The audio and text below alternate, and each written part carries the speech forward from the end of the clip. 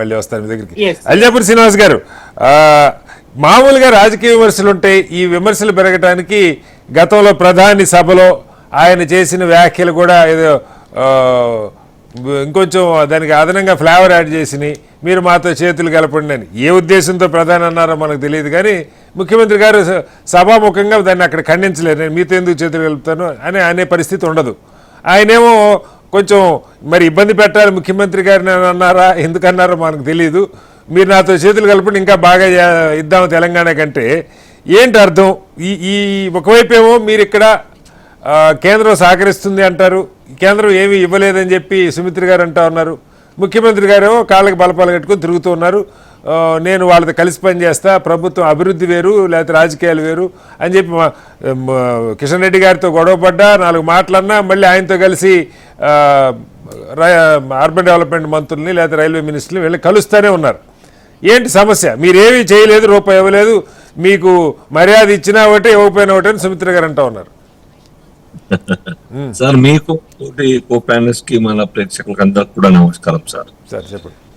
BRS party యొక్క మాట నాకేం అర్థం కావడం లేదు సార్. వారు పాపం సుమిత్ర గారు విత్ డ్యూ రెస్పెక్ట్ ఆ పార్టీ మీద ఇంట్రెస్ట్ తోని మాట్లాడేటువంటి మాటలు పార్టీ కూడా ఇరకాటంలో పడుతుంది. పార్టీ కూడా ఆలోచించాలి, బిఆర్ఎస్ పార్టీ కూడా ఆలోచించాలి. వారు ముఖ్యమంత్రిగా ఉన్నారు ఈ యొక్క రాష్ట్రానికి, కేసీఆర్ గారు 9.5 సంవత్సరాల కాలం పాటు ప్రపంచంలోనే అతిపెద్ద సక్సెస్ఫుల్ డెమోక్రటిక్ కంట్రీ, ప్రజాస్వామ్య దేశం మనది. భారత కేంద్ర ప్రభుత్వం రాష్ట్రాల ప్రభుత్వాలు కలిసి ఈ దేశాన్ని రాష్ట్రాలను పాలించేటువంటి విధానం మనకు తెలియదు కాదు. ఆ కాలం మర్చిపోయిన వారు కేసీఆర్ గారు కాబట్టి బాధపడతా ఉన్నారు. వారి యొక్క భూమిక పాత్ర నిర్వర్తించలేదు కాబట్టి ప్రజలు మీరు పాయింట్అవుట్ చేసినట్టే ప్రజలు బుద్ధి చెప్పినారు. అంటే ముఖ్యమంత్రి ప్రధానమంత్రి కలవకుండా ఇంకేమని కలుస్తారా? విదేశాలకు పోయి కలుస్తారా? దేశాలకు పోయి కలుస్తారా? డబ్బులు అడగడానికో, స్కీమ్లకో, లేకుంటే డెవలప్మెంట్ ప్రోగ్రామ్స్ కో?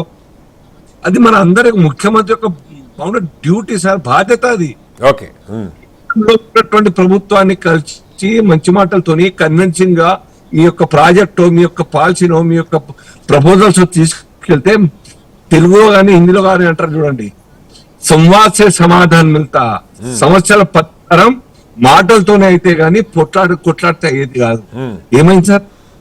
కానీ ఒకటి సార్, ఇప్పుడు మీరు చెప్తుంది కలవాల్సింది ప్రధానినే, కలవాల్సింది మంత్రులే. కానీ ఉదాహరణకి ఖట్టర్ గారు అపాయింట్మెంటు కిషన్ రెడ్డి గారు వస్తే తప్పితే లాస్ట్ టైం దొరకని పరిస్థితి. ఒక రకంగా ముఖ్యమంత్రి గారు ఓపెన్గా ఆ మాట కూడా చెప్పారు, మీరు అపాయింట్మెంట్ ఇప్పించండి అని. సో రాజకీయంగా కొంచెం ఇష్యూస్ ఉన్న దగ్గర కేంద్ర మంత్రులు దూరంగా ఉంటున్నారా అపాయింట్మెంట్ ఇవ్వకుండా? అంతకుముందు అనేక మంత్రుల్ని ముఖ్యమంత్రిగా కలిసినారు. అది ఒక కలిసి రాలేచ్చు. వారు టూర్ లో ఉన్నప్పుడు వీళ్ళు వెళ్ళడమో, లేకుండా లెటర్ రాష్ట్రం కానీ వాళ్ళకి కుదరలేదేమో వేరే విషయం. అంత మాత్రం కొట్లాడతాం, ఇంటి ముందర వడ్లు పెడతాం, లేకుండా ఇంకో రకమైన వడ్లు వేస్తామని చెప్తే సంబంధాలు తెగిపోతాయి, సరిగ్గా కూర్చుంది అట్లా.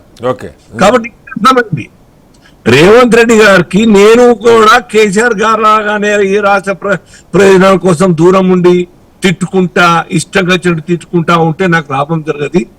అల్టిమేట్ గా నేను బదనాం అవుతా, రాష్ట్ర ప్రజల దృష్టిలో దోషి వాడాల్సి వస్తుందని భావించి కిషన్ రెడ్డి గారిని అన్నారు సార్. అన్నరాని పాపం సేమ్ కేసీఆర్ గారు అన్నట్టే జోష్ వీరు కూడా అన్నారు. తర్వాత మోదీ గారి గురించి అనేక సార్లు మాట్లాడారు. మొన్న మీటింగ్ తర్వాత మార్పు వచ్చింది. కిషన్ రెడ్డి గారు చాలా సోదారంగా అనేక ఇష్యూల మీద, డెవలప్మెంట్ యొక్క ఫండ్స్ మీద, ఈ రాష్ట్రానికి జరిగినటువంటి ఒక ప్రోగ్రామ్స్ ఫండ్స్ వల్ల ఏ రకంగా మీకు జరిగిందన్న విషయం చెప్పినారు. వారికి కూడా మెత్తగా ఆన్సర్ ఇవ్వడం జరిగింది. కిషన్ రెడ్డి గారికి తిడితే పరిష్కారం కావాలి. దాని తర్వాత మోదీ గారు హంసే ముస్సే జుడో అని చెప్పినారే, ముస్సే జుడో నాతో కలిసి ఉండండి అని చెప్పినారు. అంటే ఏంటి దాని అర్థం ఏంటని అదొక చర్చ చాలా కాలం నడిచింది సార్. ముస్సే జుడో అంటే అర్థం ఏంటి? నేను అది చెప్తున్నా, ముఖ్యమంత్రి గారి యొక్క బాధ్యతను గుర్తించి నేను ప్రధానమంత్రి అన్న విషయాన్ని కూడా మీరు అర్థం చేసుకొని కలవండి, కలుస్తా ఉండండి, పనులు తీసుకోండి. ఇంకే పార్టీ బీజేపీ రావాలి, వచ్చినప్పుడు వస్తున్నారు సార్, చాలా మంది వచ్చారు. రేవంత్ రెడ్డి ఇది కాదు కదా, వారు కూడా రావచ్చు. ఉన్నట్టు హరీష్ గారు ముఖ్యమంత్రులు వస్తున్నారు, మాజీ కేంద్ర మంత్రులు వస్తారు, ఏదైనా కావచ్చు. కానీ ఉద్దేశం ఆనాటి మాట అది కాదు. ఓకే కేంద్ర ప్రభుత్వం పరిష్కారం ఇచ్చేటువంటి ఒక ప్రభుత్వం. ఓకే ఆ ప్రభుత్వాన్ని దూరం కొట్టి తిడతా ఉంటే పరిష్కారం లభించదు, రాష్ట్రానికి నష్టం జరుగుతుంది. ఇది మాట. ఓకే అదే ప్రభావం ముఖ్యమంత్రి గారి మీద.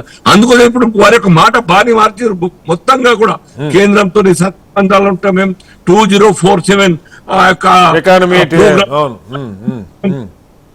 అది ఎంత పెద్ద మాట సార్. అది 2047 ఆ ప్రోగ్రామ్ అయితే ఉన్నదో ఆ యొక్క లక్ష్యాన్ని ఛేదించడానికి నేను కూడా సహకరిస్తాను ముఖ్యమంత్రి గారు.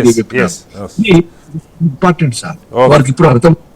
Okay right. కాబట్టి బిఆర్ఎస్ కూడా దారికి రావాలి, బాధ్యత మరవకుండా బాధ్యత ప్రజల ఇష్యూ గురించి మాట్లాడి తప్ప రోజు అలా తిట్టడం అదే కాదు సార్. సుమిత్ర గారు ఒక ప్రశ్న అన్నారు, ముఖ్యమంత్రి సరే తిరుగుతున్నారు కానీ వాళ్ళ నుంచి పైసా రాలట్లేదు రాష్ట్రానికి, తిరిగినా ఒకటి తిరగకపోయినా ఒకటి అన్నారు. దానికి సమాధానం చెప్పండి. వరంగల్ కోచ్ ఫ్యాక్టరీ రాలేదా, లేకుంటే ఇప్పుడు ఎయిర్పోర్ట్స్ వస్తలేవా, కొత్త వస్తలేవా, లేకుంటే రోడ్స్ వస్తలేవా, రైల్వే లైన్ అభివృద్ధి అవ్వట్లేదా, హైదరాబాద్ అయితే development sir without central government involvement ఈ రాష్ట్రంలో అయితే వడ్డీ కట్టడానికే లేదు ఆ పైసలు. ఒప్పుకుంటారు కదా, వడ్డీ కట్టాలంటే కూడా నేను లోన్ తీసుకురావాల్సి వస్తుంది. కేంద్ర ప్రభుత్వ నిధులు గ్రామ పంచాయతీలు కానీ మున్సిపాలిటీస్ కానీ కార్పొరేషన్ కానీ ప్రభుత్వం లేకుంటే సమస్య లేదు వచ్చేది. రైట్ అండి, రైట్ సార్. ఇక్కడ అర్థమైన కేంద్రం నడవదు. మళ్ళీ వస్తాను.